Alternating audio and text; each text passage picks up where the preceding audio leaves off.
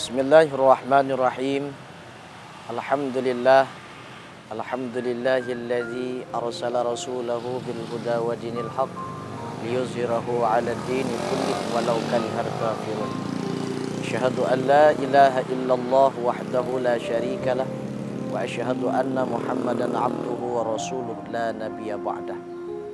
Hadirin pemirsa TP Kepri yang dimuliakan oleh Allah Subhanahu wa taala. Pada tema kali ini yang bersangkutan dengan bulan suci Ramadan adalah berpuasa menjadi orang yang bertakwa kepada Allah Subhanahu wa taala. Di mana Allah taala katakan dalam Al-Qur'an, "Ya ayyuhalladzina amanu kutiba alaikumusiyam kama kutiba alal ladzina min qablikum la'allakum tattaqun." Wahai orang-orang yang beriman, diwajibkan atas kalian itu untuk melakukan puasa. Di mana puasa ini adalah sebelumnya diwajibkan atas umat-umat yang terdahulu sebelum kami. Maka oleh karena itu bagi kita ini adalah wajib untuk melakukan puasa, dan puasa itu adalah membentuk karakter diri kita menjadi orang yang bertakwa kepada Allah. Dari firman Allah Ta'ala ini juga mengajarkan kepada kita, dengan kita berpuasa adalah menjadi tolak ukur sejauh mana kita bertakwa kepada Allah Subhanahu wa taala. Di dalam ayat yang lain Allah Ta'ala katakan, "Wa tazawwadu fa inna khairaz zadi taqwa." Berbekallah kalian dengan berbekalkan takwa. Salah satu bentuk berbekalkan dengan berbekal takwa adalah puasa di bulan suci Ramadan. Nabi kita sallallahu alaihi wasallam bersabda, "Man shama ramadhana imanan wa ihtisaban ghufira lahu ma taqaddama min dhanbih." Akan tetapi puasa itu tidak hanya cukup dengan sebatas menahan daripada lapar, tidak hanya cukup sebatas daripada menahan rasa haus. Akan tetapi pemirsa, juga puasa itu adalah di samping itu kita hendaklah meraih daripada iman. Dan barang siapa orang yang beriman di dalam puasanya, dan barang siapa puasanya itu meninjau dan menghitung merasa diperhatikan oleh Allah Subhanahu wa taala, maka jauh daripada itu puasa akan mengakibatkan kepada kita sehingga kita menjadi hamba yang terampuni dosa oleh Allah Subhanahu wa taala.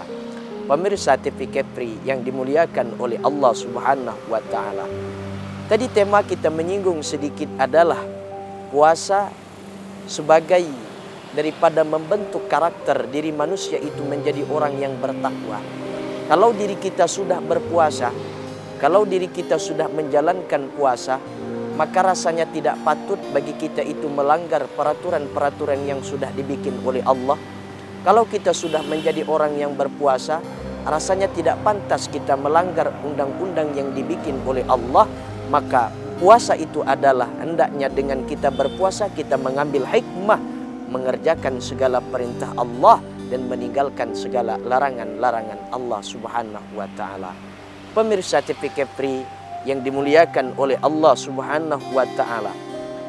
Di mana puasa juga adalah membentuk diri kita ini sebagai orang yang bertakwa. Takwa artinya orang yang takut kepada Allah Subhanahu wa taala. Selain puasa diterapkan di dalam kehidupan kita selama di bulan suci Ramadan, jauh dari itu puasa juga hendaknya kita terapkan di luar daripada bulan suci Ramadan. Apa kaidah fikih mengatakan puasa itu adalah menahan diri dari hal-hal yang membatalkan.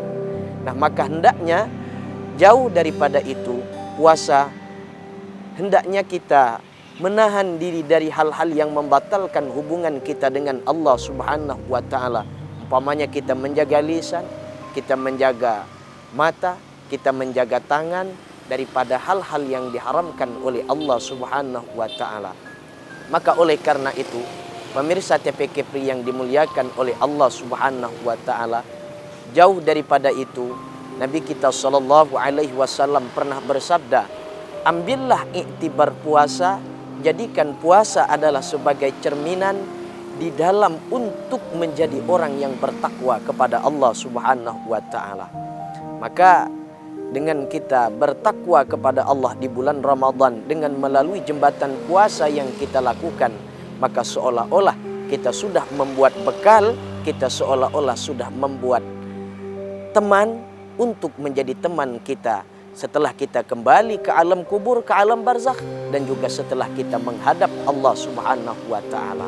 Hadirin pemirsa TV Kepri yang dimuliakan oleh Allah Subhanahu wa taala.